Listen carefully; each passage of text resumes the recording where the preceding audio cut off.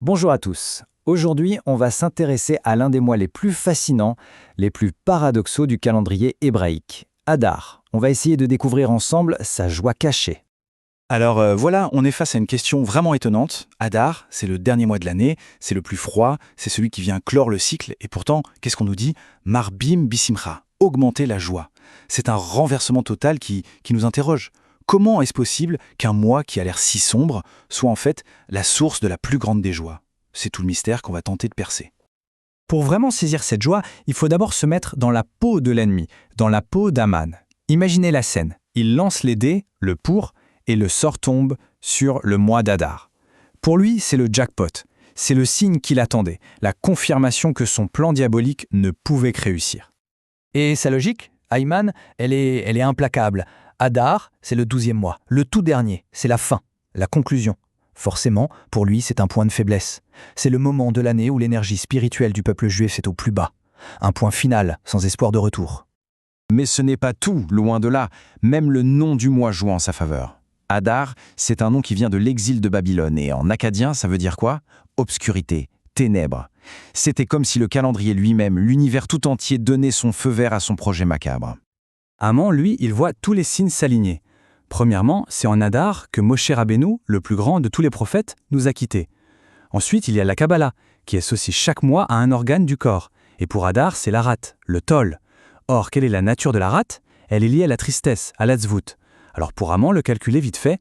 Hadar, c'est le mois de la faiblesse, de l'obscurité, de la tristesse. Sa victoire lui semblait écrite d'avance.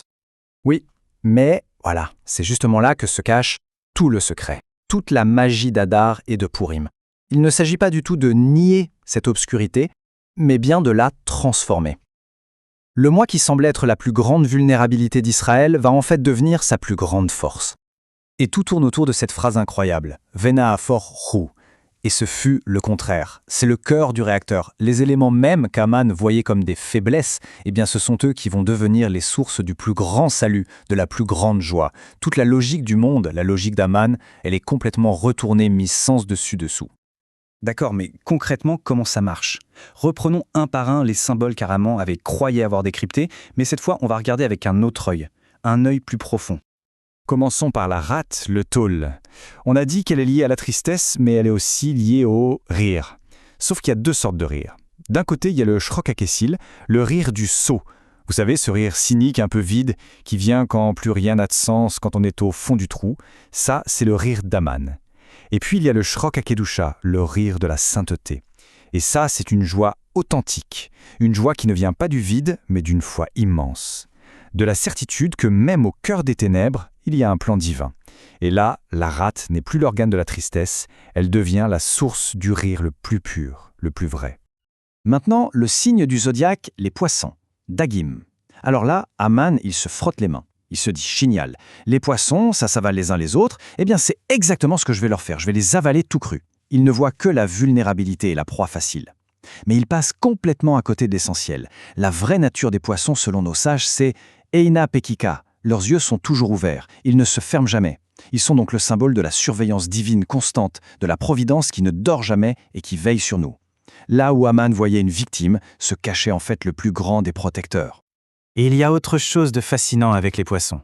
Ils ont un mérite unique. Ce sont les seules créatures qui ont survécu au déluge, sans même avoir besoin de l'arche de Noé. Pourquoi? Parce qu'ils n'avaient pas fauté. Ils représentent donc une pureté, une endurance cachée, un niveau de connexion spirituelle qui est totalement invisible pour un esprit tordi comme celui d'Aman. Et enfin, la lettre hébraïque du mois d'Hadar, la lettre Kouf. Regardez bien sa forme. Elle est particulière. On dirait qu'elle est faite de deux parties. Une partie haute et une ligne qui descend très bas, sous la ligne d'écriture. Et cette dualité, bien sûr, elle n'est pas là par hasard. Elle symbolise parfaitement un miracle qui commence dans le secret, caché, en haut, puis qui descend pour se révéler au grand jour, ici-bas. C'est l'histoire de Purim, tout simplement. Tout se trame en coulisses, dans le secret du palais, avant l'explosion de joie finale. Bon, alors au final, qu'est-ce qu'on retient de tout ça?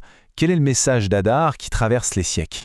Le message, il est incroyablement puissant. Hadar nous apprend que nos plus grandes forces, bien souvent, elles sont cachées juste là, au cœur de nos faiblesses apparentes. Le désespoir, ce n'est jamais la fin de l'histoire. C'est une invitation à creuser, à chercher une lumière encore plus profonde. Ce qui ressemble à une impasse, à un point final, est en réalité le point de départ du plus grand des retournements.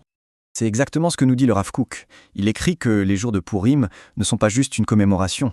Ce sont un signe et un modèle pour nous, pour tous les temps. C'est un modèle éternel. Un rappel que, quelle que soit l'épaisseur des ténèbres, le renversement est toujours possible. Et que la joie la plus intense, la plus vraie, c'est celle qui jaillit précisément de cette transformation. Voilà, c'est ça, la joie cachée d'Adar. Une joie qui ne fait pas semblant que l'obscurité n'existe pas, mais qui naît en son sein même.